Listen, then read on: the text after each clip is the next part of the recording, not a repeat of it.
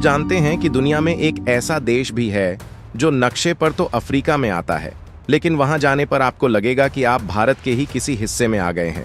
एक ऐसा टापू जहां की सड़कों पर लोग भोजपुरी बोलते हैं, जहां हर मोड़ पर आपको मंदिर दिखेंगे और जहां की हवाओं में भी हिंदुस्तान की खुशबू आती है। लोग इसे छोटा भारत कहते हैं, लेकिन क्या आपने कभी सोचा है कि हजारों मील दूर समंदर के बीचों बीच ये मिनी इंडिया आखिर बना कैसे? आज के इस वीडियो में हम मॉरिशस के खूबसूरत नज़ारों के साथ साथ वहां के कुछ ऐसे चौंकाने वाले सच जानेंगे जो शायद आपने पहले कभी नहीं सुने होंगे। क्या वाकई मॉरिशस अफ्रीका का दूसरा भारत है?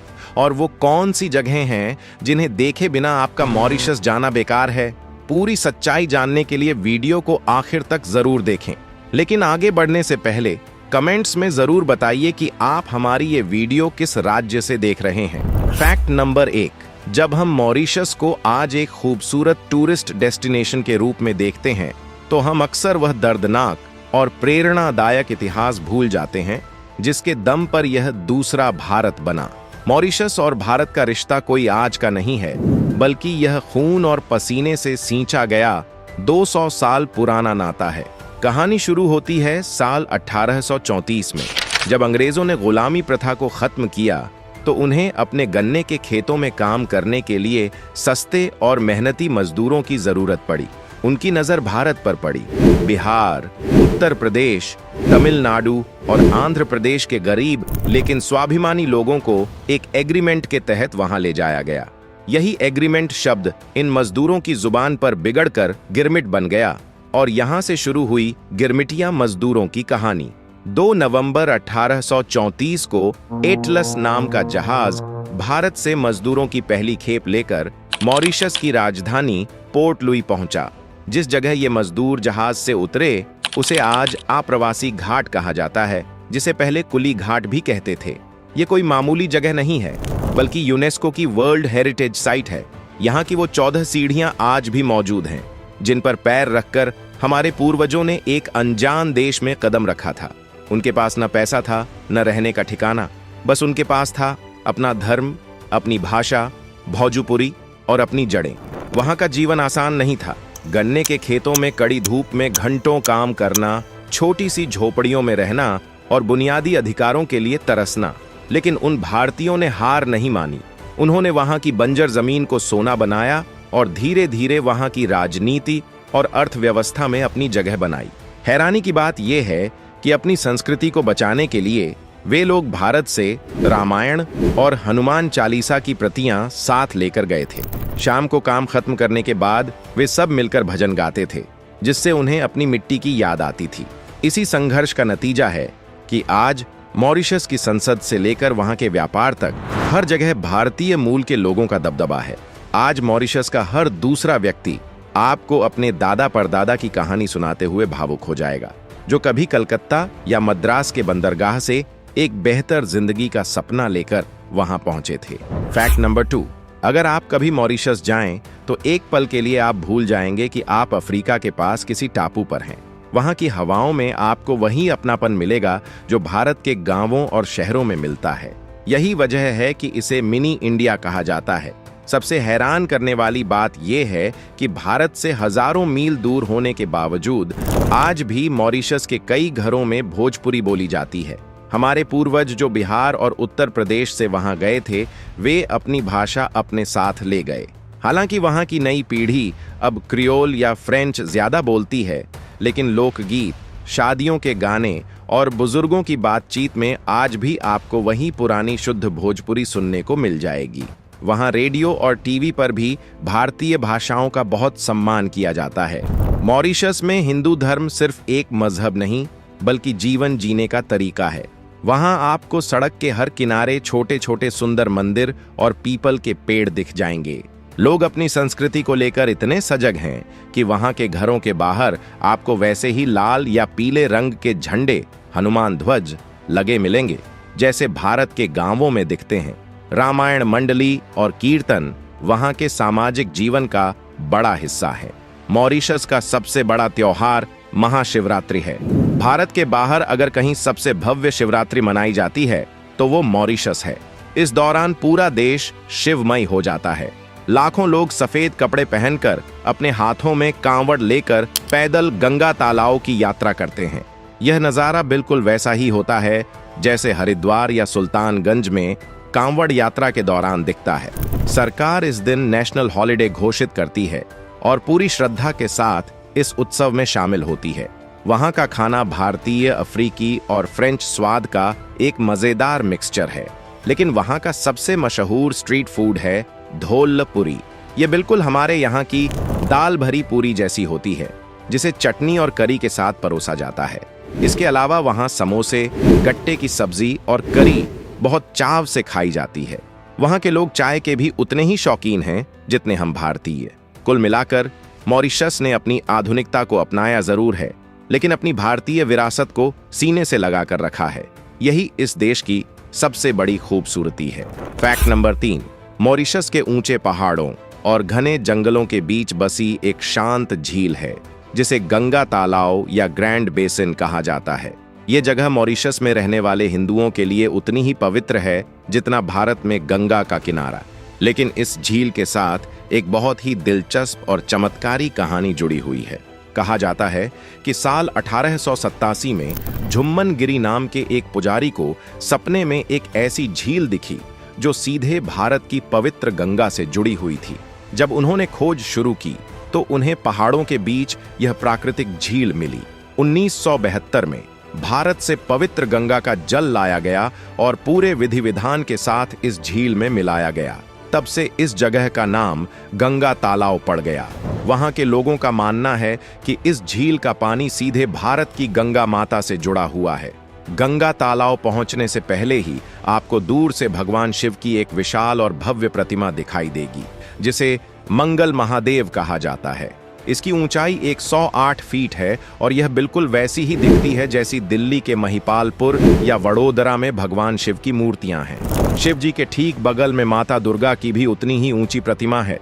इन मूर्तियों को देखकर हर भारतीय का सीना गर्व से चौड़ा हो जाता है कि 7 समंदर पार भी महादेव की इतनी बड़ी महिमा है। हर साल महाशिवरात्रि के मौके पर यहाँ का नज़ारा देखने लायक होता है। मॉरिशस के कोने कोने से लोग पैदल चलकर यहाँ पहुँचते हैं। भक्त इस झील से पानी भरकर अपने घर के पास वाले मंदिरों में शिवलिंग का अभिषेक करते हैं। झील के किनारे कई सुंदर मंदिर बने हुए हैं, जहां हर समय मंत्रों और भजनों की आवाज गूंजती रहती है। झील का पानी इतना शांत है और आसपास का वातावरण इतना आध्यात्मिक है कि यहाँ आने वाले हर इंसान को, चाहे वो किसी भी धर्म का हो, एक गजब की शांति महसूस होती है। गंगा तालाब सिर्फ एक टूरिस्ट स्पॉट नहीं है, बल्कि यह उन भारतीयों की जीत का प्रतीक है जिन्होंने एक अनजान देश में अपनी आस्था को न केवल जिंदा रखा, बल्कि उसे इतना विशाल रूप दे दिया। फैक्ट नंबर 4, मॉरिशस सिर्फ अपनी संस्कृति के लिए ही नहीं, बल्कि अपनी अनोखी प्राकृतिक खूबसूरती के लिए भी पूरी दुनिया में मशहूर है। अगर आप यहाँ जा रहे हैं तो ये 5 जगहें आपकी बकेट लिस्ट में जरूर होनी चाहिए। क्या आपने कभी ऐसी जमीन देखी है जहां 7 अलग अलग रंग नजर आते हों? चामरेल में कुदरत का एक ऐसा ही करिश्मा देखने को मिलता है। यहाँ की मिट्टी में लाल, भूरा, बैंगनी, हरा, नीला, बैंगनी और पीला, ये 7 रंग साफ दिखाई देते हैं। सबसे हैरानी की बात यह है कि अगर आप इन अलग अलग रंगों की मिट्टी को आपस में मिला भी दें तो कुछ समय बाद ये अपने आप फिर से अलग अलग परतों में बंट जाती है। यह नज़ारा किसी पेंटिंग जैसा लगता है। यहाँ पास में ही एक बहुत ऊंचा और खूबसूरत झरना भी है, जिसे देखना एक शानदार अनुभव है। ये पहाड़ सिर्फ घूमने की जगह नहीं है, बल्कि मॉरिशस के इतिहास का एक बहुत बड़ा प्रतीक है। समंदर के किनारे खड़ा यह विशाल पहाड़ यूनेस्को की वर्ल्ड हेरिटेज साइट है। पुराने समय में जो मजदूर या गुलाम भाग निकलते थे, वे इसी पहाड़ की गुफाओं में छिपते थे। आज यह जगह हाइकिंग के शौकीनों के लिए जन्नत है। जब आप इस पहाड़ की चोटी पर पहुंचते हैं तो वहां से आपको समंदर के अंदर एक अंडर वाटर वाटरफॉल का भ्रम दिखाई देता है, जो पूरी दुनिया में सिर्फ यहीं दिखता है। पोर्ट लुई मॉरिशस की राजधानी है और यहाँ आपको इस देश की असली हलचल देखने को मिलेगी। यहाँ का कौदान वाटरफ्रंट शॉपिंग के लिए बेस्ट है, लेकिन अगर आप असली मॉरिशस को महसूस करना चाहते हैं तो यहाँ के सेंट्रल मार्केट जरूर जाएं। यहाँ की गलियों में आपको भारतीय मसालों की खुशबू और ताजे फलों के साथ साथ वहाँ के लोगों का रहन सहन देखने को मिलेगा। साथ ही यहाँ का ब्लू पेनी म्यूजियम भी देखने लायक है। अगर आपको सफेद रेत और फिरोजी नीला समंदर पसंद है तो यह छोटा सा टापू आपके लिए ही है। यहाँ पहुंचने के लिए आपको स्पीड बोट लेनी पड़ती है। यहाँ का पानी इतना साफ है कि आप नीचे की रेत को भी साफ देख सकते हैं। यहाँ आप पैरासेलिंग, स्नोरकेलिंग और अंडर वाटर वॉक जैसे वाटर स्पोर्ट्स का आनंद ले सकते हैं। यह जगह कपल्स और फैमिली दोनों के लिए पिकनिक मनाने की सबसे बेहतरीन जगह है। इसे दुनिया के सबसे पुराने और बेहतरीन बॉटनिकल गार्डन्स में गिना जाता है। यहाँ की सबसे बड़ी खासियत है जायंट वाटर लिलीज। ये कमल के फूल के पत्ते इतने बड़े होते हैं कि इन पर एक छोटा बच्चा भी बैठ सकता है। इसके अलावा यहाँ आपको दुनिया भर के दुर्लभ पेड़ पौधे और मसालों के बगीचे देखने को मिलेंगे। शांति से टहलने और फोटोग्राफी के लिए यह जगह एकदम परफेक्ट है।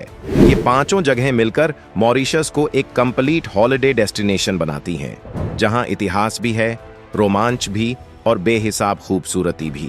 फैक्ट नंबर 5, मॉरिशस सिर्फ अपनी सुंदरता के लिए ही नहीं बल्कि कुछ बेहद दिलचस्प और अनोखी बातों के लिए भी जाना जाता है। आइए जानते हैं कुछ ऐसे फैक्ट्स जो इस देश को औरों से अलग बनाते हैं। शायद आपको जानकर हैरानी हो, लेकिन पूरी दुनिया में डोडो नाम का पक्षी सिर्फ मॉरिशस में ही पाया जाता था। यह पक्षी उड़ नहीं सकता था और बहुत ही सीधा साधा था। लेकिन जब 17वीं सदी में बाहरी लोग यहाँ आए तो उन्होंने इसका इतना शिकार किया कि यह प्रजाति हमेशा के लिए खत्म हो गई। आज डोडो दुनिया से विलुप्त हो चुका है, लेकिन यह आज भी मॉरिशस का नेशनल बर्ड है और आपको वहां के सरकारी लोगों और सिक्कों पर इसकी तस्वीर देखने को मिल जाएगी। अगर आप भारतीय हैं और मॉरिशस घूमना चाहते हैं तो आपके लिए एक बहुत बड़ी खुशखबरी है। मॉरिशस और भारत के दोस्ती भरे रिश्तों की वजह से भारतीयों को वहां जाने के लिए पहले से वीजा लेने की जरूरत नहीं पड़ती। आपको वीजा ऑन अराइवल की सुविधा मिलती है, जिसका मतलब है कि आप अपना पासपोर्ट और टिकट लेकर वहां पहुंचें और आपको 60 दिनों तक वहां घूमने की परमिशन मिल जाती है। यह भारतीयों के लिए दुनिया के सबसे आसान देशों में से एक है। वहां जाने पर आपको अजनबीपन इसलिए भी महसूस नहीं होगा क्योंकि वहां की करेंसी का नाम भी मॉरिशियन रुपया है। एक और मजेदार बात यह है कि मॉरिशस के संविधान में कोई एक ऑफिशियल लैंग्वेज तय नहीं की गई है। वहां अंग्रेजी और फ्रेंच बड़े पैमाने पर बोली और समझी जाती है, लेकिन आम लोग आपस में क्रियोल और भोजपुरी का इस्तेमाल करते हैं। फैक्ट नंबर 6, अगर आप मॉरिशस जाने का मन बना रहे हैं तो यह जानना जरूरी है कि वहां कब और कैसे जाएं ताकि आपकी ट्रिप यादगार बन जाए। मॉरिशस जाने का सबसे बेहतरीन समय मई से दिसंबर के बीच का होता है। इस दौरान वहां का मौसम बहुत सुहावना रहता है, न ज्यादा गर्मी और न ज्यादा बारिश। जनवरी से मार्च के बीच वहां कभी कभी चक्रवात आने का डर रहता है, इसलिए इस समय को टालना बेहतर है। अगर आप महाशिवरात्रि का अनुभव करना चाहते हैं तो फरवरी या मार्च तिथि के अनुसार में जा सकते हैं। भारत के बड़े शहरों जैसे मुंबई और दिल्ली से मॉरिशस के लिए सीधी फ्लाइट्स उपलब्ध हैं। मुंबई से मॉरिशस पहुंचने में करीब 6 से 7 घंटे का समय लगता है। क्योंकि भारतीयों के लिए वीजा ऑन अराइवल है तो आपको बस अपना वैलिड पासपोर्ट, रिटर्न टिकट और होटल बुकिंग के कागजात दिखाने होंगे। मॉरिशस बहुत सस्ता तो नहीं है, लेकिन सही प्लानिंग से इसे बजट में किया जा सकता है। एक औसत कपल ट्रिप 5 से 6 दिन के लिए आपका बजट 1.5 लाख से 2.5 लाख रुपए के बीच रह सकता है। इसमें फ्लाइट्स, अच्छे रिजॉर्ट में रहना और घूमना शामिल है। वहाँ लोकल ट्रांसपोर्ट के लिए बसें अच्छी हैं, लेकिन पूरी आज़ादी से घूमने के लिए आप कार रेंट पर ले सकते हैं, जो काफ़ी मशहूर है। मॉरिशस की इस यात्रा को देखकर एक बात तो साफ है, यह देश केवल जमीन का टुकड़ा नहीं बल्कि उन लाखों भारतीयों की हिम्मत की कहानी है जिन्होंने 7 समंदर पार एक नया भारत खड़ा कर दिया। उम्मीद है आपको मॉरिशस की ये सैर पसंद आई होगी। अब आप मुझे कमेंट्स में ये बताइए कि इस पूरे वीडियो में आपको सबसे अच्छी जगह या सबसे अच्छा फैक्ट कौन सा लगा। अगर आपको यह वीडियो जानकारी से भरपूर लगा हो तो इसे लाइक करें और अपने दोस्तों और परिवार के साथ शेयर करना न भूलें, ताकि उन्हें भी इस छोटे भारत के बारे में पता चल सके।